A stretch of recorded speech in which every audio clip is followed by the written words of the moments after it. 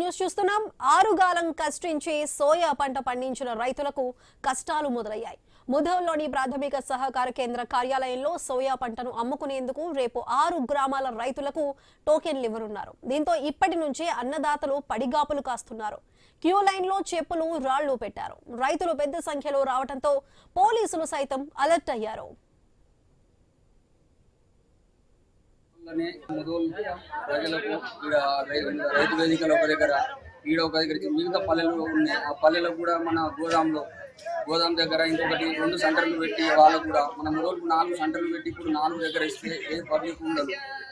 మళ్ళీ ఇంకో వచ్చిన పబ్లిక్ కూడా ఇబ్బంది కాదు. వీళ్ళకు కూడా ఎక్కువ పబ్లిక్ అయిపోతే కూడా వీళ్ళు కూడా రాయలేరు, గొడవ పెట్టుకుంటారు. అదే విధంగా గొడవ పెట్టుకుంటే మళ్ళీ బంద్ చేసేసి ఇంకా టోకన్ అది చేస్తారు. దానికోసం 4 దగ్గర పెడితే మంచిగా ఉంటుంది. మా ముదోల్ మండల రైతుల యొక్క విన్నపం ఏంటిదనగా సోయా కొనుగోలు కేంద్రం సంబంధించి టోకన్లు ఇస్తామని ప్రకటించడం జరిగింది. 6 గ్రామాలకు సంబంధించిన రైతులకు సోయా టోకన్లు ఇస్తామని పిఎస్సిఎస్ అధికారులు నిర్ణయించడం జరిగింది.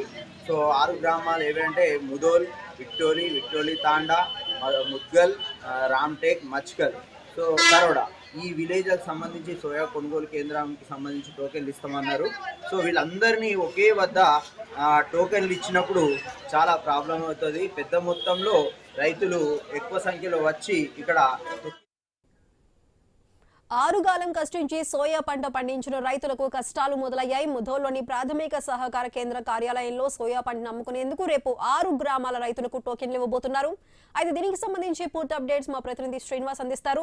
శ్రీనివాస్, చెప్పండి, రేపు టోకెన్లు అయితే ఇవ్వబోతున్నారు. దానికి సంబంధించి రైతులు ముందుగానే అక్కడ చెప్పులు రాళ్లు పెట్టుకున్న పరిస్థితి కనిపిస్తుంది. మరి రేపు ఎటువంటి పరిస్థితి ఉండబోతుంది? సుధా, ఇటు నిర్మల్ జిల్లాలోని ముదోల్ మండల కేంద్రంలో రేపు 6 గ్రామాలకు సంబంధించి సోయా పంట అమ్మకాల టోకెన్లు జారీ చేస్తున్న నేపథ్యంలో ఈ రోజు రాత్రి నుంచే భారీగా రైతులు ప్రాథమిక సహకార కేంద్రానికి అయితే చేరుకున్నారు. క్యూ లైన్లలో చెప్పులు బండరాలు పెట్టిన పరిస్థితులు అయితే ఉన్నాయి. అయితే 6 గ్రామాలకు సంబంధించి ఒకే చోట టోకెన్లు జారీ చేస్తున్న నేపథ్యంలో భారీ మొత్తంలో రైతులు వస్తారు అనే నేపథ్యంలోనైతే భారీగా ఇప్పటికే రైతులైతే ప్రాథమిక సహకార కేంద్రానికి అయితే చేరుకున్నారు. గత 2 రోజుల క్రితం కూడా బైన్సాలోని కుబీర్ తానూరు మండల కేంద్రంలో టోకెన్ల పంపిణీలో రైతుల తోపులాటలో కూడా పలువురు రైతులకైతే గాయాలైన సందర్భాలు అయితే ఉన్నాయి. ఈ నేపథ్యంలో ఒకే దగ్గర టోకెన్ల జారీ కాకుండా 6 గ్రామాలలో కూడా టోకెన్లు జారీ చేయాలంటూ ఇటు రైతులు అయితే కోరుతున్నారు.